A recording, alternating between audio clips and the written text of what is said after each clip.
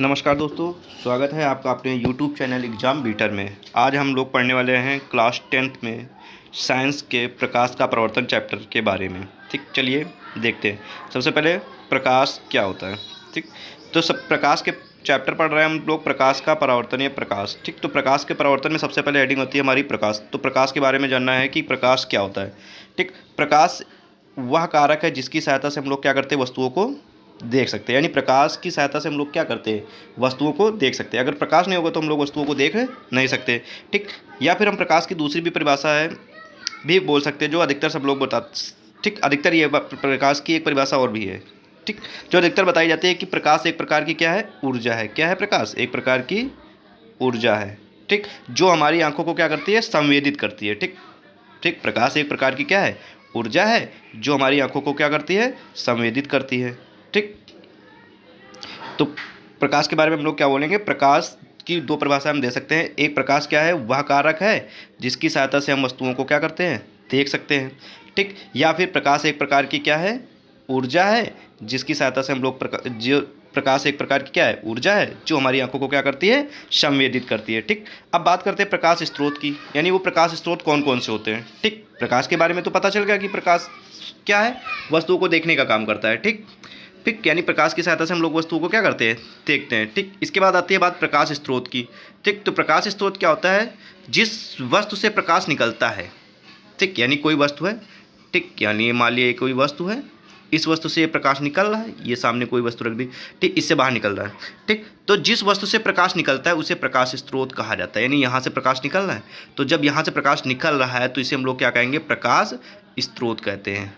ठीक, ओके, आई बात समझ में। यानी प्रकाश स्रोत क्या होता है, जिस वस्तु से प्रकाश निकलता है, जिस भी वस्तु से प्रकाश निकलता है उसे हम लोग क्या कहेंगे, प्रकाश स्रोत कहा जाता है। और प्रकाश स्रोत क्या होते हैं, दो प्रकार के होते हैं। ठीक, यानी प्रकाश स्रोत जो होते हैं दो प्रकार, एक प्राकृतिक प्रकाश स्रोत होता है, दूसरा मानव निर्मित प्रकाश स्रोत। प्राकृतिक क्या होता है, जो प्रकृति से उत्पन्न प्रकाश होता है। ठीक, जैसे सूर्य हो गया, तारे हो गए, ठीक, आदि। ठीक, और भी सारे वो चीज़ें होती हैं जो प्रकृति से, यानी प्राकृतिक रूप से।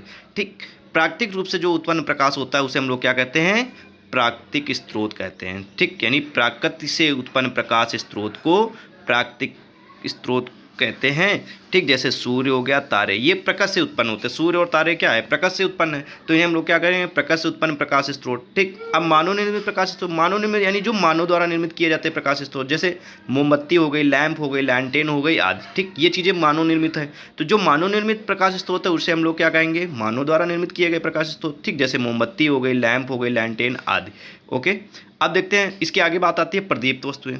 ठीक, प्रदीप्त। ठीक, प्रदीप्त का मतलब, इसको संधि से प्राधन दीप्त।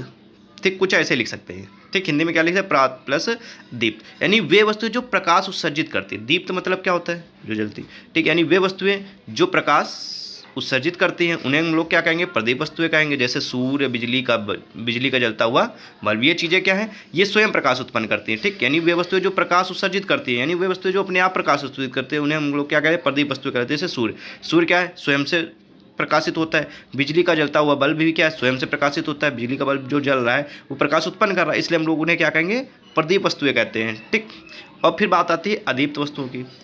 अप्रदीप्त वस्तुएं, यानी वे वस्तुएं जो स्वयं प्रकाश उत्पन्न या स्वयं प्रकाश उत्सर्जित नहीं करती। जैसे टेबल हो गई, टेबल क्या है, किसी दूसरे के प्रकाश की सहायता से क्या होती है, दिखाई पड़ती। कुर्सी, ये भी किसी दूसरे प्रकाश की सहायता से। पौधे, ये सब क्या है, अप्रदीप्त वस्तुएं, क्योंकि इनमें स्वयं का प्रकाश नहीं होता है। ठीक, यानी ये स्वयं प्रकाश उत्सर्जित नहीं करती हैं, इन्हें हम लोग क्या कहेंगे, अप्रदीप्त वस्तुएं कहते हैं। ठीक, आगे बात आती है प्रकीर्णन की।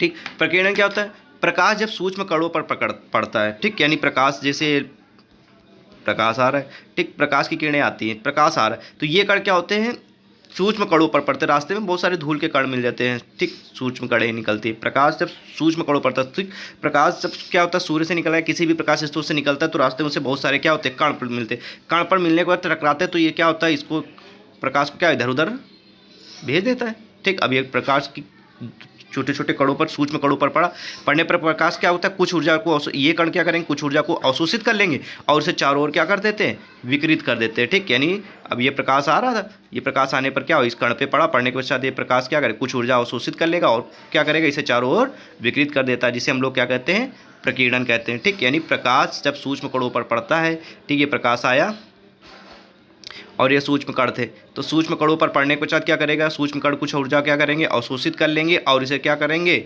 चारों ओर विकिरित कर देते हैं। इसे हम लोग क्या कहेंगे, प्रकीर्णन कहते हैं।